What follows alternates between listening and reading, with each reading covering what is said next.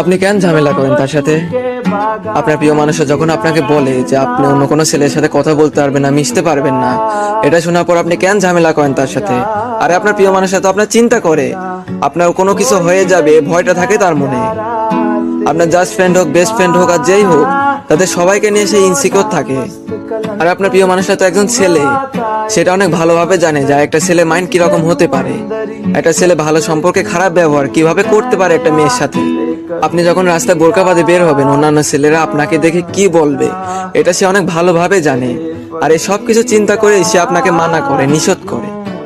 তাহলে কেন ঝামেলা করেন আপনি? আর আপনার প্রিয় মানুষটা থেকে তারা তো আপনার কাছে বেশি আপন হতে পারে না, তাই না? আপনি কি ভাবেন সে আপনাকে কোনো স্পেস দেয় না?